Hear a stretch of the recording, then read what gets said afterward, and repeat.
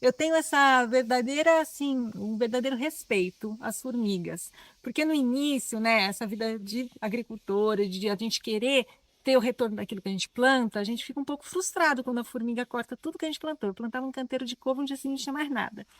E aí a gente começa a entender o trabalho da formiga, a gente, assim, eu pelo menos, né, me senti, é, assim, com oportunidade de aprender com elas, né? Então, o que que eu vejo aqui? Esse formigueiro faz a terra aqui ficar muito mais porosa. Então, aqui era uma área muito compactada, porque o antigo dono criava gado, era muito pisoteada.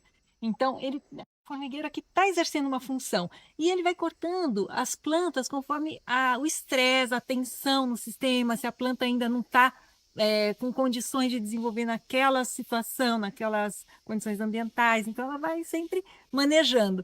Isso me mostrou também o Serrapau. Aqui foi para mim uma escola nesse sentido, porque eu tinha manejado essa área aqui e o Guapuruvu era jovem ainda e tinha o pé de poncã bem do lado. E o Guapuruvu crescendo, eu falei, não vou podar esse Guapuruvu, tá jovem ainda, deixei. No dia seguinte, o Serrapau cortou e o Guapuruvu soltou um broto ainda mais forte que foi lá para cima. Aí eu falei, olha, meu olhar não é tão afinado quanto o do Serra-Pau, né? Ele sabe o que faz. Então, esse diálogo com a natureza que eu acho que é fundamental, sabe? E nesse caso a formiga vem também com essas lições, né? Tipo, assim, nesse estágio de sucessão que você está querendo colocar ainda não vai, né? Os cítricos são plantas mais exigentes, então, e aqui eu não coloco adubo. Aqui a ideia é melhorar o local com a intervenção de manejo, né, da poda. Então, assim, eu já começo a ver essas plantas como indicadoras de que o trabalho está evoluindo, né? E a formiga está presente aí em todos os lugares, e a gente acaba convivendo com elas, né? Essa aqui é o margaridão, tem a mesma idade que todo o sistema. E o crescimento dela foi incrível. E ela tá meio torta, assim, porque deu uma tempestade aqui no final de 2017 que dobrou, tão alta que já estava essa cajamirim. Então, agora esse ano a gente podou para ela é, entrar no fluxo da estratificação do sistema, né? Ela produz bastante biomassa, brota com bastante facilidade e dá um fruto, né, que atrai a fauna e também a gente pode tomar suco da polpa e tal. Ela é incrível, para mim é uma espécie chave. É aquele cajazinho bem fibrosinho, né? É a cajamirim. Ele não tem fibra não. Esse que você está falando é a cajamanga, que é uma fruta maior, né? Esse é pequenininho, a polpa bem aquosa, bem cheirosa, amarelinha assim. Delícia. É bem gostoso. E aqui do lado, à esquerda aqui, mais alto, é o mogno, que é uma espécie amazônica visada para madeira, né? Mas aqui eu quero que ela acompanhe a estratificação da floresta. Olha o crescimento em 9 anos desse mogno. Sendo que aqui no Cerrado a gente tem essa estação seca bem definida, 6 meses sem chuvas, né? E 6 meses com chuva. Então a gente tem esses fluxos de crescimento do sistema, né? Nesses 6 meses de seca fica tudo meio estagnado. E aí começa a chuva, dá um salto. Então a gente vê aí o mogno como cresceu. Nessa área talvez tenha assim um ombro, né? Como a gente fala, assim, um prolongamento da estação por causa da grota, né? Pela umidade. E agora, ainda que o lençol freático não é tão profundo aqui, né, que está próximo ali do córrego, hoje as raízes já têm mais acesso à umidade. Mas no início, para implantar o sistema, os primeiros 6 meses foi um desafio. E assim, a gente não quis colocar irrigação. Então, o que eu fiz aqui foi molhar 3 vezes somente as mudas dos citros com uma lata d'água que eu ia lá no córrego, e só para não morrer, só para se segurar. Uhum. E aí, quando começou a chuva, tudo voltou com força, né? Daqui para frente, a gente parou o manejo. Não sei se deu para reparar. Então, daqui para trás está manejado, a gente observa a poda nas árvores. E daqui para frente, você vê o margaridão envelhecido, né? E aqui ainda tem vestígio, esse já tem elefante. Tem vestígio ainda do capim que a gente plantou aqui, né, embaixo. Mais para frente.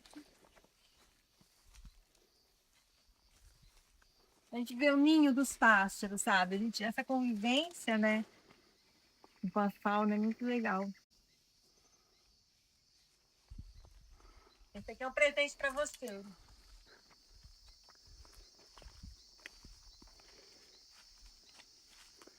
Delícia, adoro. Vê lá assim, ó, o sabor dela.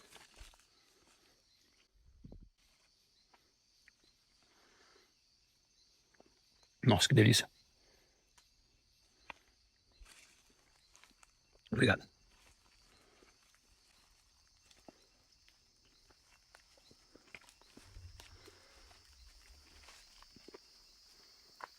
Essa é a andiroba, essa grande, é uma espécie amazônica.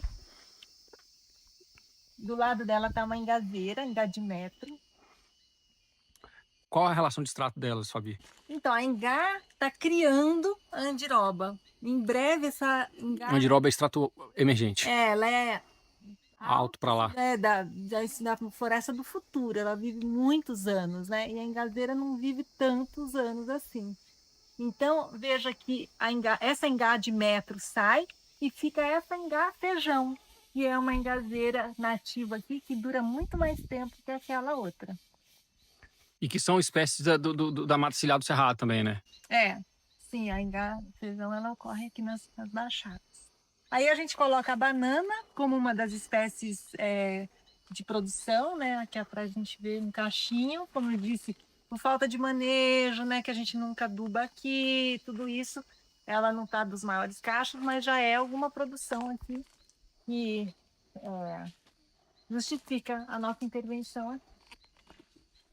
Essa puncança bem bonitinha, ó, ela vai produzir agora esse ano. Eu acho legal, Fabi, quando você coloca assim, justifica a nossa intervenção, né? Assim, meio que no sentido de, tipo assim, olha, tudo bem, eu vou cuidar, eu vou restaurar, mas eu também preciso me cuidar, né? Porque como é que a gente vai se manter? Muito fácil quando você tem um projeto que te financia, mas você pensa projetos para todo mundo do mundo? Não, a gente precisa viabilizar para todos. A gente só lembrar que a gente é parte da natureza, que a nossa intervenção pode ser positivo. Aliás, deve ser. A nossa presença deve ser resultar numa coisa melhor do que se a gente não estivesse presente. Não digo melhor só para a gente, melhor para todos os envolvidos, né? Então, a gente não é ter medo que o ser humano sempre degrada. Dessa maneira como age, sim, mas pode agir de outra maneira, né? Então, o desenho dessa área, a gente fez as linhas de árvore, e no início tinha milho, mamão, mandioca, junto com as árvores, que a maioria foi plantada com sementes. E nas entrelinhas a gente plantou o mombaça, o capim colonial, né? 5 metros, Fabi. Aqui a gente escolheu esse espaçamento de 5 metros, pensando principalmente nos citros, né, nas bananeiras e as árvores associadas, né. E aqui o capim era para ser roçado e acumulado nas linhas. Esse capim chegava a essa altura. Agora que ele já está mais sombreado e por falta de manejo, né, o capim deu uma enfraquecida. E mais ali a gente vai ver que as capivaras mataram os capins com sobrepastejo, que o capim rebrotava e elas comiam na época da seca. Então a gente observa esse impacto das capivaras também sobre as bananeiras, que elas roeram as bananeiras, tombavam as bananeiras no início da área. Já que mais para o final, elas não vieram tanto, né, a intervir assim, então deu para segurar mais as bananeiras. Esse corte que você acabou de assistir faz parte de um vídeo principal que está no canal do podcast Impacto Positivo. Você pode assistir em áudio e vídeo, mas aqui você vai clicar no link da descrição, vai te levar para o vídeo principal. Já estou com quase 8 anos produzindo muitos vídeos, muitas entrevistas sobre planejamento rural, desenho ecológico e gestão de empreendimentos rurais. Clica no link, segue para o outro canal, você vai gostar. Um abraço.